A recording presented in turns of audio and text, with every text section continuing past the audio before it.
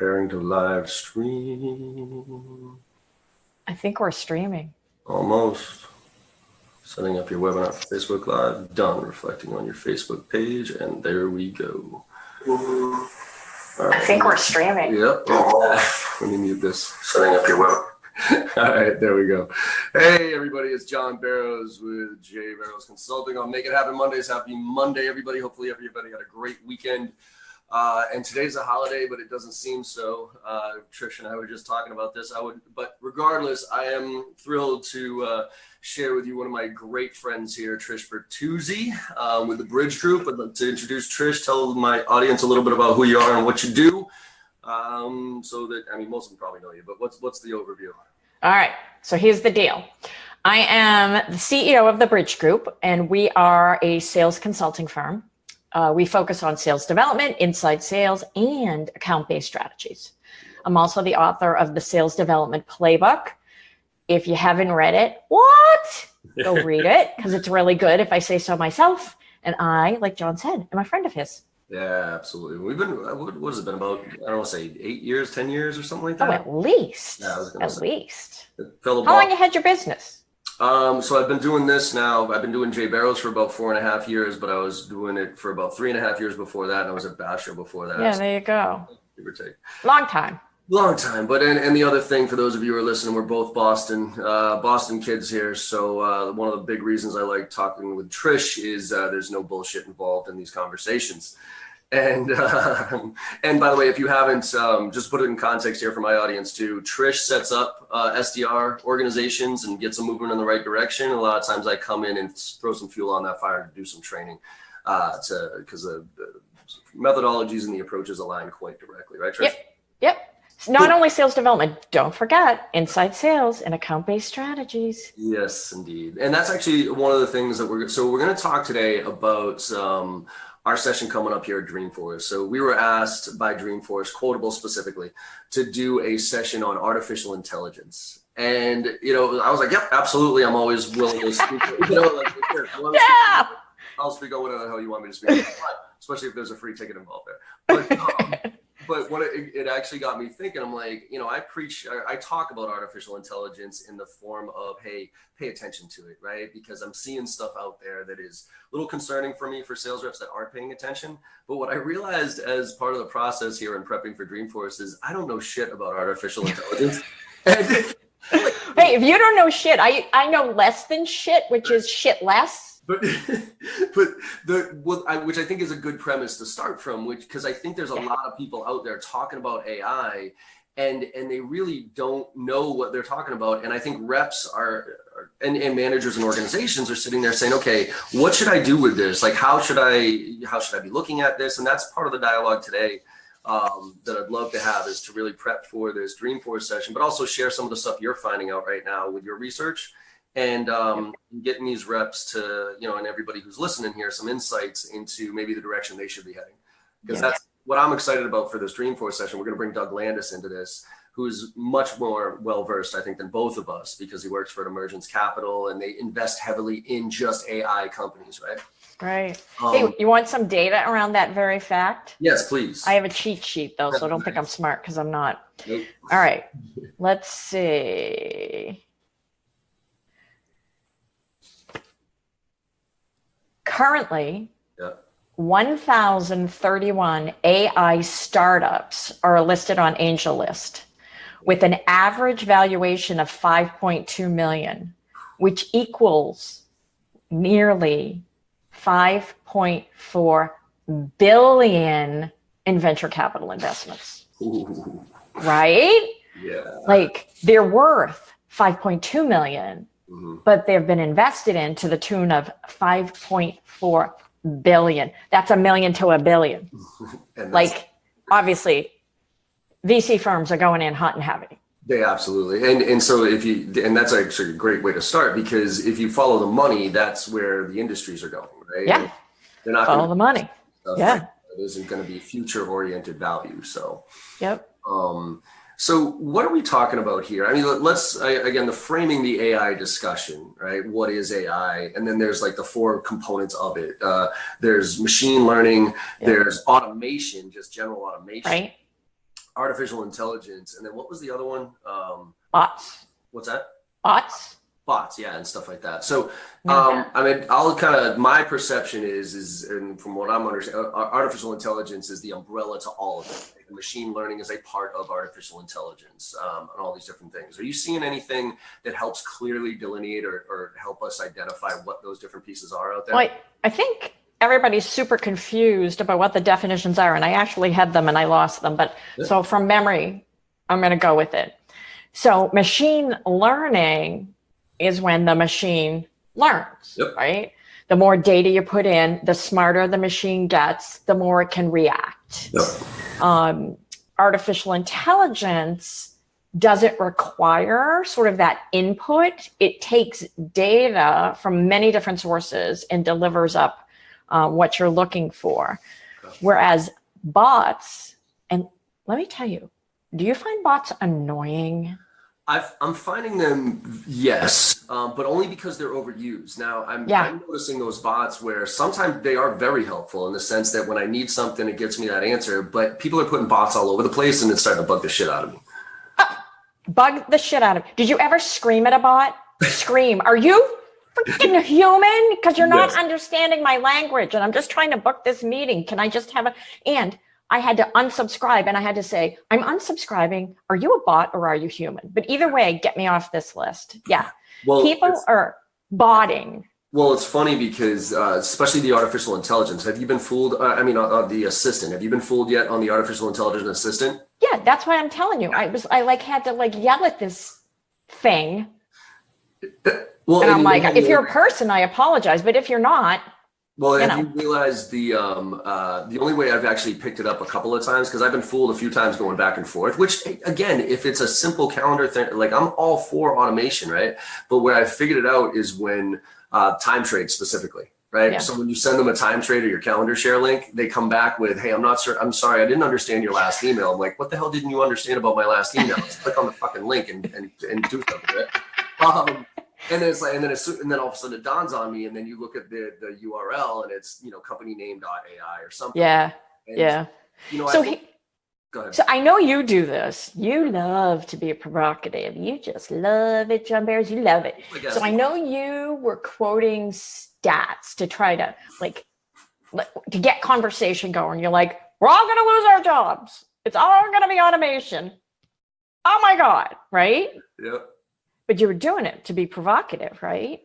To a certain degree. I was getting what I'm saying. I don't think we're all going to lose our jobs, and that's why I start off all my presentations with death of the average sales rep, because I think the average sales reps, the ones who are cranking out template emails, making their generic cold calls, and those are the ones that I think are going to lose our jobs. Now, you should lose their jobs now. Well, true, but at the end of the day, we're still in this world where people throw people at the problem, right?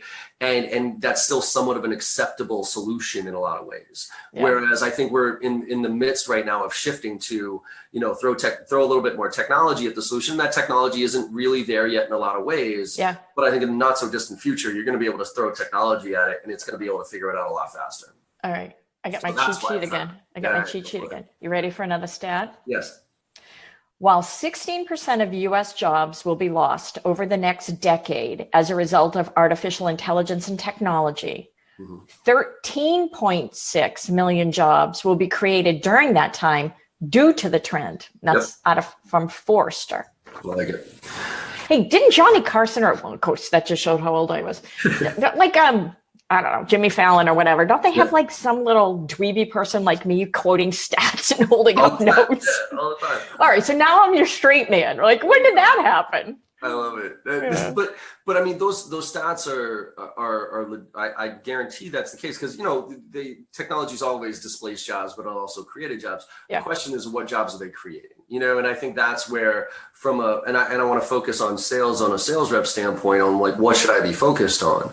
Because as an example, I'm seeing super customized emails come out that are a little bit hit or miss in some cases, but an AI bot is getting damn close to that. We're seeing artificial intelligence address the assistant thing. So the qualification phase, where they send out an email and all of a sudden it kind of goes back and forth a little bit and really qualifies the prospect before it flips over. Yeah. What would you suggest to a rep right now? We'll talk reps and then we'll talk companies. does it matter to me right now? Like, should I be giving a shit about these tools and technologies right now? Or do I have another 5 to 10 year runway of doing my thing and just trying to be a really good sales rep? I think, should you be giving a shit? You should keep your finger on the pulse of what's going on in your industry. Any good rep will do that anyway. So I don't know if that falls under the giving a shit category or just being like. Well, it's amazing how many don't.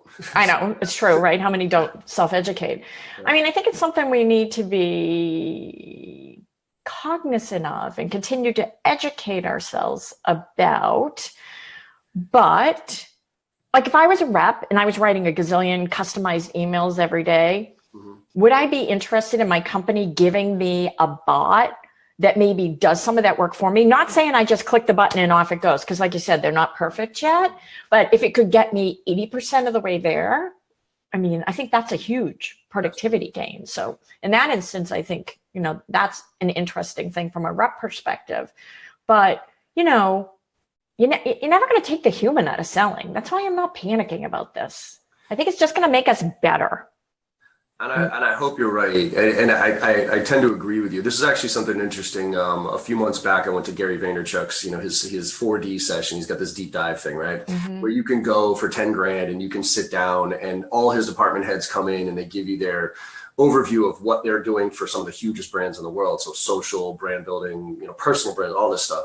And then Gary comes in at the end and he does a Q&A with everybody. So there's like 15 people at this conference room table and we get to ask Gary a question. That's awesome. Yeah, it was super cool. How many times did he say fuck? More than me. Yeah. But one of the things that really, my question was about artificial intelligence, because to your point, I've been freaking out about this for a while. Like, but what he said is like, run with it, right? He's like, don't try to fight the customization because they're going to be doing better, faster than you are. Mm-hmm. Be the person that audits the AI message before it goes out the door. Exactly what I just said. That human element, right? That says, you know what? A human wouldn't have said that. You know what I mean? That the empathy or the context of the message needs to be scrubbed a little bit before it genuinely goes out there to reach out to people. So I think that is spot on as far as staying on top of it and using it and leveraging it, but also figuring out where the human element is still very viable. Yeah. Right? Hey, question. Yeah. You just made me think of something. Yep. Do you watch Black Mirror? No, I don't. What is it? Oh my God. It is so good. You have to stream it on Netflix. It's amazing. It's like a modern day version of, The Guy. The science fiction, the Rod Serling. What was that? Oh God. Anyway, it's all right. So it's some of you, pray to God, you know what I'm talking about. So I happen to watch one of the, and it's every week. It's a different story. So last night's story was this, and I'm going to tie this all together. I swear to God. So this young couple, married couple, madly in love. He dies. Right. He leaves her one day to go do an errand, dies in a car crash. She's devastated. Her friend, and this is set in the future, not like crazy, crazy future. It actually looked like now, but it was obviously the future. 10 years from now, let's say. Her friend sets her up with this, signed her up for something where she now over email communicates with this bot who is her dead husband. Oh. Like, no. Listen to this. He tells, and the bot sounds just like him. Took everything online about him, everything ever he put on Facebook, anything. So he's got the same nuances, the same sense of humor, the same this, the same that. Well, she goes to the next level and gets the beta version. And the beta version is a fake him, like him. Yeah. Right? And at first she's thrilled because, whatever. She has him back and she can touch him and all this other stuff. But eventually she's like, you have no context. You have no history. You're what he was online. You're not him. Yeah. Right? Huh? Interesting. Yeah. Tied it all together. Remember Pet Sematary? It's kind of like the same. Oh God. Yeah. I'm not kidding though. Anyone who has never seen Black Mirror, it is phenomenal. All right, I gotta go and it's like, The Twilight Zone. That's it. There we go. Okay. All right. Yeah. That's what it's like. Modern day version of the Twilight Zone. Nice. Yeah. Yeah, and I think you're onto something. I mean, that's why I pay so much attention. So here, just from a tactical standpoint, one of the things, do you use Feedly? No. All right, so Feedly, it's the RSS aggregator. Right. Right. So I have a folder in Feedly called AI, and I follow all the people who are talking about AI. Yep. Type of stuff and trying to at least stay up to date. And then from a technology standpoint, how it relates to sales, and this is one of the things I wanted to dive in with you here as well, which is, so you use Chorus, right? Yes. Don't get me going. No, so so Chorus has an AI component to it. And I'm going to frame this a certain way, because what I've definitely learned as I dive more into AI and what the impacts are and everything else, the one huge thing that screams out to me is that you have to have a massive amount of data in order for AI to really have an impact. So the small businesses, they have a challenge with that, because no matter how much stuff you put into your CRM, it's not really enough data for AI to say, ooh, okay, let me do this. But when you tie your data out to the masses and almost crowdsource it and compare it to others, that's when you start to get some really interesting intel from AI of how, almost benchmarking stuff to say, okay, your industry, you fit this profile. Let me go out and find out everybody else that fits that profile and then marry you up to some of the same challenges here, some insights. So walk me through how Chorus has changed, because I've heard you talk about it. It's like it's absolute for you. Like you record every call, you record every conversation, you get insights into that conversation. Yep. So how is AI folded into something like a Chorus, like a tool like that, and how you leverage it? So this is the funny part, because I don't know which parts are the AI, which are the machine learning, but I'm going to tell you why I'm passionate about it. And there are obviously I'm biased about Chorus. There are other technologies that are in the same category, which we put under conversational intelligence. Okay. But and also let me say that every time I do record a call, and I do record every call, the people know they're being recorded. There's an announcement to announce that they're being recorded. I don't want anyone to think I'm illegally doing it. No, I get it. Okay, so here's the reasons I do it. One is so that it's my memory bank, right? Today, I have 5 sales calls. Well, I'm not the brightest bulb on the tree. I can't, what did we talk about? And where did we go? And how did we do that? All right. So it's my memory bank. 2, when I go to do a proposal, I can use the exact language that my potential buyer has used, because not only can I listen to it in the recording, it's immediately transcribed. So I can actually see the written word. 3, as I'm on the call, I can tag sections of the call and say objection, competitor, whatever. So if it's an hour call, I can go back to specific things that might impact my sales process. Got it. 4, when the buyer does become a client and I hand it over to a member of my consulting team, they hear every interaction that I've ever had with that potential buyer, all joined together, I might add. Nice. They can listen to it as one continuous. Yeah. Okay. Okay. What am I on? 4, 5. It automatically says to me, it automatically tags certain things that I've asked it to: decision maker, time frame, competitor, whatever it is. So I don't have to go looking for it. It automatically tags it. Let's see what else. And how does AI, because there's one thing about the recording and you can tag stuff, that's more of a retroactive thing. How does the AI piece of it help? Okay. As soon as I hang up, I get an email that says, here are all the next steps you committed to. Okay. Nice. That's cool, right? Yeah. I mean, it's like pronto, next steps that I committed to. It does that. Next step, by the way? Do you have to say next step? I do not. Don't. No. Interesting. Yes. Okay. In the future, and this is what I'm going to be excited about, they're going to also include NLP. So it'll also say to me on the bottom of my screen, it'll say, you sound bitchy.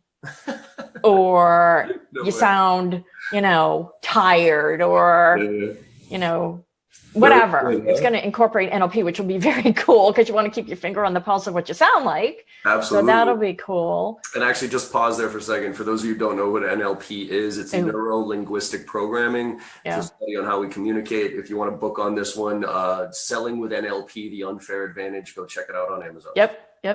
There's another thing too. So I'm probably not the perfect, user of AI, and I've got my own particular use cases, but I did get several of my clients, and one is top of mind with me. So they sell into a very competitive space. Mm-hmm. And so every single deal is competitive. And what used to happen was that in the managers' one-on-ones, they would sit down and they'd talk about the competitive deal once it hit the forecast, which is usually what one-on-ones are all about. It's already on your forecast.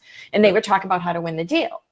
Well, now they're using Chorus. Yep. So now as soon as the competitor or any competitor is mentioned, that conversation is tagged and emailed to the manager. Okay. So the manager starts having those coaching sessions way before one-on-ones in the forecast. So their win rates, guess where they're going? Nice. Yeah. So that's cool. It's very cool. And that's what I think the other component, again, of AI and machine learning is that you have to put the data in, right? So I think one of the things I want to walk away from, our call, but also Dreamforce and the people who are going to see us at Dreamforce is, what areas is artificial intelligence impacting sales? And then how can I kind of try it out and screw around with some stuff? And then what do I need to be doing to make sure that the data is valid enough for the AI to be able to scrape some insight? Yeah. Right. So it's kind of like, what you brought up with the next steps. The reason I asked is because there's, what's that, the transcribing software where you speak into it and it automatically transcribes for you. Oh, it used to be called, it was by Dragon Systems. Yeah, exactly. Dragon software, right? Yeah. So, but you would have to say you would have to say end paragraph, next thing, right? To training it, and then you'd be able to, and then it would learn, right? So that's an example of machine learning. Whereas AI, it sounds like you can just pretty much speak in normal tones and talk, and it's going to pick up stuff and push it towards you or recommend things, right? Right. So the three areas, and correct me if I'm wrong on this, the three areas I see AI really impacting sales is one on kind of the account-based thing of suggestion, so taking the scoring of leads, if you will, to the next level to say, hey, these clients are prime for you to call because they're kind of in the buying window, if you will. Yeah. Then there's the crafting of messaging and stuff like that, which again, I don't think is there as much. And then there's forecasting of, okay, these deals are in jeopardy, or this just came up, so you should be thinking of this because we're comparing it against, what you've done in the past. So those are three areas that we should be paying attention to. Yeah, I mean, I think there's more. So Roy, the CEO from Chorus, when I started asking him, he sent me some areas where he sees AI actually doing the jobs of human in sales, right? So Conversica is apparently a technology that automatically and relentlessly follows up on inbound leads until it needs human interaction, right? That sounds kind of botty to me, but maybe it's better than bot, right? People that look for similar customers and do the heavy lifting to get you an intro. DataFox, Everstring, and Nudge. He mentioned those three. Help teams understand activities and the pattern of activities that close deals. People.ai. Okay. Some of these I know about, some I don't. It's pretty interesting, right? Mm-hmm. And then predictive, I mean, Salesforce obviously is going whole hog with Einstein. Yeah. I think one of the most fascinating features of Einstein is going to be where they're going with forecasting. Yeah. Like if we could take the human out of forecasting, wouldn't that be awesome? Oh, it'd be so good. Yeah, it'd be so good. I always have this line about forecasting. I always used to call forecasting review story time.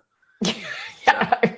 Right, it'd be all these bullshit stories about a rep, and I always knew a deal wasn't going to close when a rep would start off the conversation like, well, John, let me give you a little background on this one. Let me give you a little context. Yeah, and as soon as I heard that, I'd be like, God, where's the bullshit? Yeah, so think about it. So think about if every conversation with that prospect had been recorded and AI goes into it and flags or delivers back to you all the questions that were not asked. Yep. Or the steps that were missed. See, that to me. All right. I like that. Yeah, right. So let's say I did 3 calls with Jay Barrows associate and I missed like a question like, who else you looking at? Or what's your typical process for buying, sir? Or whatever. And all of a sudden it goes, bink, 3 questions you got to ask. So follow up with them real quick in that email or something like that and be like, hey, thanks so much for your time. Forgot to ask you a couple of quick things.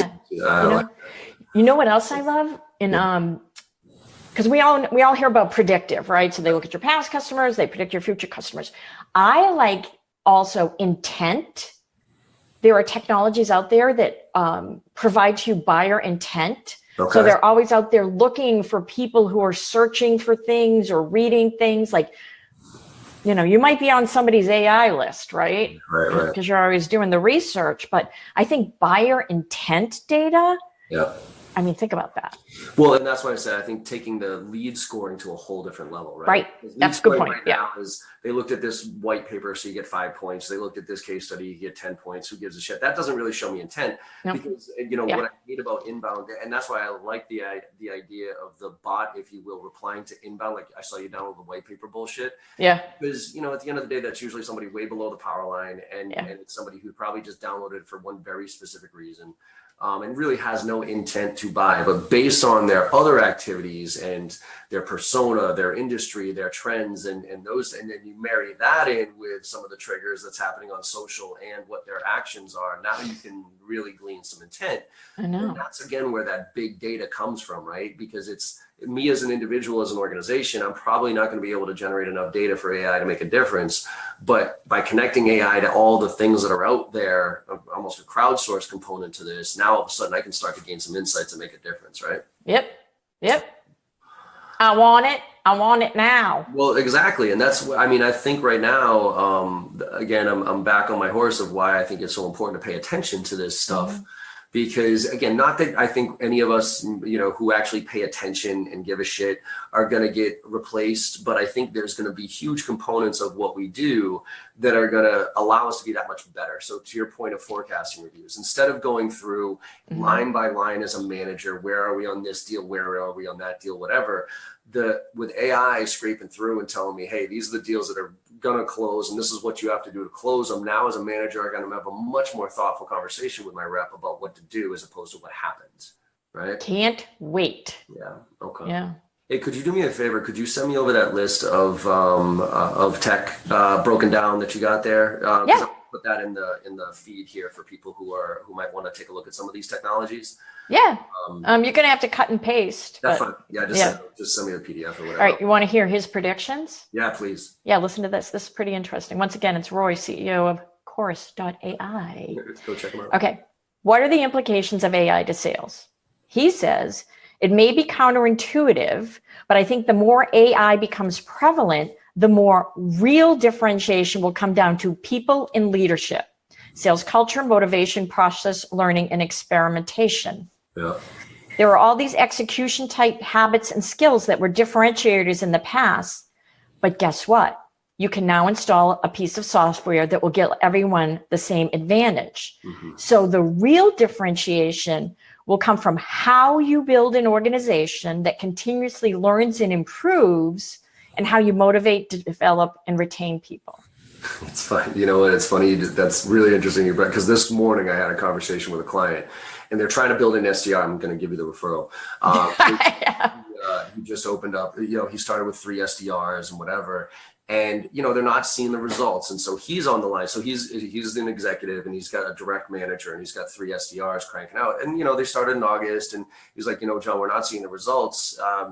Any recommendations here on what to do with this team to kind of justify it? Because I'm getting some heat here that they're not getting some results. I'm like, well, first of all, 3 months of anything. I know, right? You know what I mean? Like, especially he probably has a 9-month sales cycle. Exactly. I'm like, give it some time here. But the one thing that is outside of results that you can focus on is that team. Like, you got a team right now of 3 or 4 people, and they got to figure shit out. So I would be doing daily scrums as a manager. I'd be like, all right, what do we want to work on today? What's the biggest challenge that we're faced with? This objection, getting through gatekeepers, whatever it is. Let's come up with an idea of how to address that. Let's tackle it today. Do a scrum at the end of the day. What worked? What didn't work? Tomorrow, what are we going to do? Right? Yeah. Because what I told him was, look, in 3 months, if I'm a senior level executive, I'm looking at an SDR team and saying, okay, what's their worth here, right?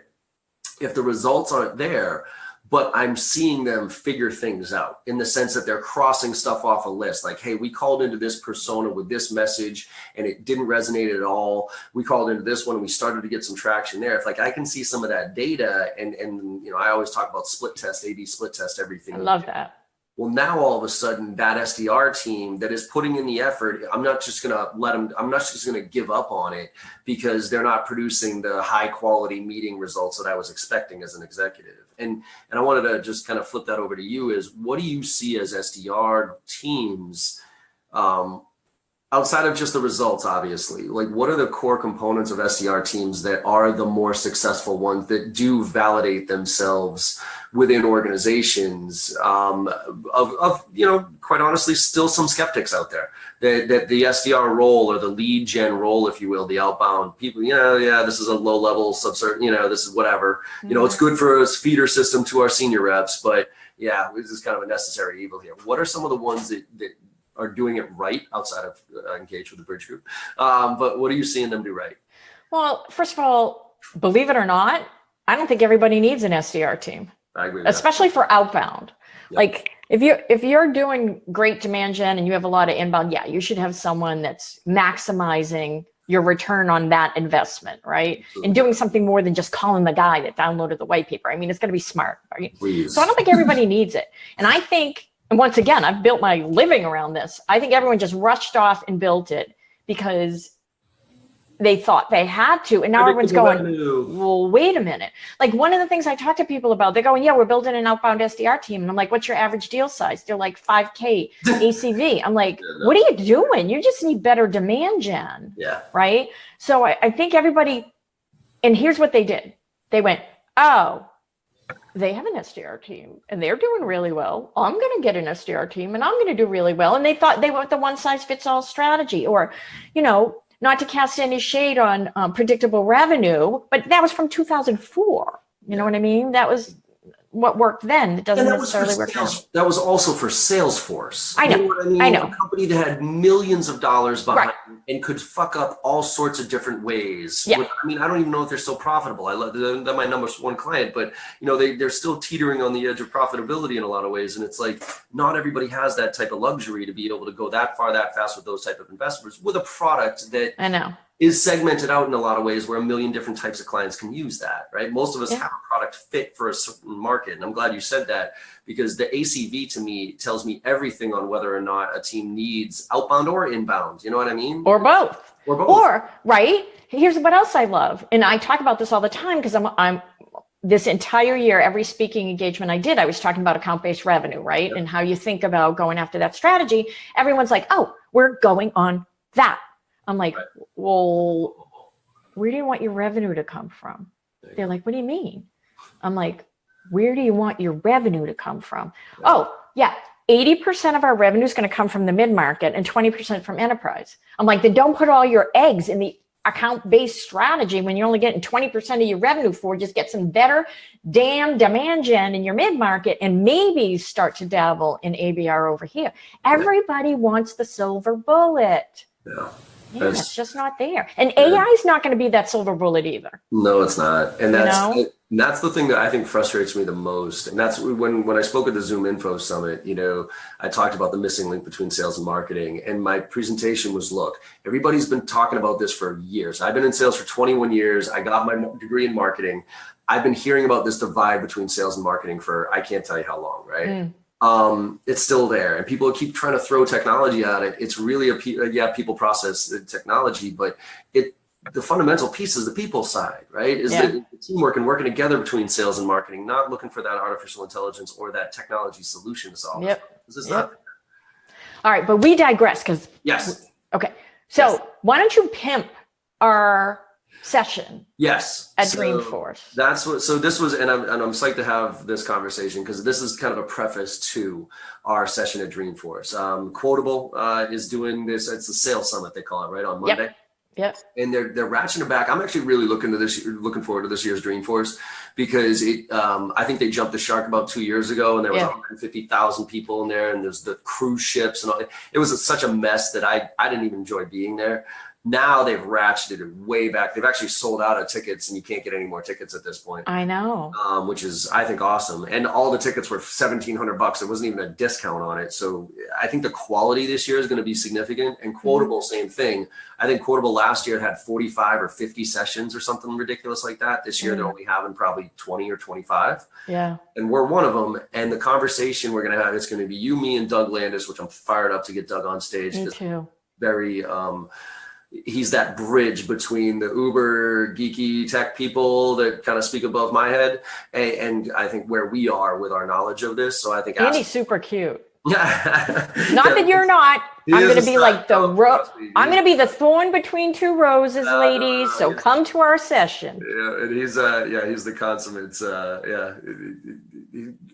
Even though he's I think he's like 45, 46 years old. So I'm 41, he's 45, but he still acts like he's 25, which is why I love him. But he's super knowledgeable at this. And then we're going to have, you kind of representing the chorus side of the house and the customer side of the house, talking about some of those other applications. Yeah. So I'm really interested in this conversation because I'm going to be kind of the curious one asking you guys questions and then hopefully educating the crowd based on more of the knowledge that you and I put together. Yeah, I think we hope to inform and to entertain. Of course, always. Always. And cut through the bull. And that's what I'm trying to do. Cut through the bullshit too. You know what I mean? Because I think there's so many people out there, and I'll be honest, I'm gonna put myself in that bucket. For a little bit I was an alarmist of, hey, whatever. But really looking back at it, I'm like, well, what was I an alarmist about? What I was trying to do was just get people to wake up and pay attention. But now I'm trying to be a little bit more realistic of why we should actually give a shit in sales. And what if we do pay attention to anything and we're not staying on the bleeding edge, which I don't think most of us are, what should we be doing right now to say, okay, these are some of the tools I should be focusing on. I should maybe go get a trial of this just to see what it's like, those type of things. Yeah. That's why I'm pretty excited for this conversation because I think it's going to be a real conversation. And I'm hoping that people walk away with a lot of intel on this to say, okay, this is how I should reframe my thought process on AI. And we're on Monday. Yes, Monday. Sorry, Monday at 11 o'clock, 11 to 11:40. And I don't know where the location. I'll put the details in the Facebook Live session here and also attach it to the podcast when it goes out. Awesome. All right. Do we have any questions from anyone? Yeah, we do actually. Let's see. Matthew says he sees Trish all over LinkedIn. 2 of them there. Let's see. What to check. Wait. If someone's saying something nice about me, bring that back up. Matthew Milantani, he sees Trish all over LinkedIn, and he says the 2 of you are the best ever, which is fantastic. So thank you, Matthew. That's my favorite name, by the way, Matthew. Nice. Yep, that's your son. My mom's on. Hi, Mom. How you doing? And then let's see, Twilight Zone. Michael chimed in with Twilight Zone. Yes. Oh, I couldn't think of it. It's Rod Sterling, not Rod Serling, the Twilight Zone. Yeah, I mean, some of these questions are more along the lines of what we had already talked about. So nothing. Like I said, I think the long tail on this one, we're probably going to give you a lot more, and I'll say maybe we'll do a follow up one with Doug before we jump into. Yeah, that'd be awesome. We'll be smarter too. Yeah, yes. Any parting words to give the audience or anything that, again, besides checking out your book? And by the way, if you haven't checked out Trish's book, please go check it out. It is by far and away the best book on sales development and the build out of organizations and how you should be looking at things, tactical and strategy stuff. So please go get that. I'll put that link in the questions as well. Anything else you want to share with the audience before we get out of here? No, just like, we're obviously excited about this. Yeah. This is like amazing. And this isn't like 10 years out. This is the train is leaving the station. So let's keep our finger on the pulse of what's going to happen. Yeah, and get on that train, because if not, you're gonna get left behind, and then it's gonna be a sad existence. I think if you do get left behind, because in my kind of final words here is I think that what I keep reinforcing death of the average sales rep. Right. I think the average sales rep, artificial intelligence or not, is going to get replaced here a lot faster than it used to be. Yeah. But those above average sales reps, the ones that are paying attention, oh man, is there an opportunity out there to make a difference? Yep. So be one of those. All right. Pay attention to shit that's happening. Stay on track. Ask questions and keep pushing forward. All right. Yep. Awesome. Thank you so much, Trish. It's always a pleasure talking. High five. Well, high five. I will see you. If nothing else, I'll see you in about a month. All right. All right. Talk soon. Later. Bye.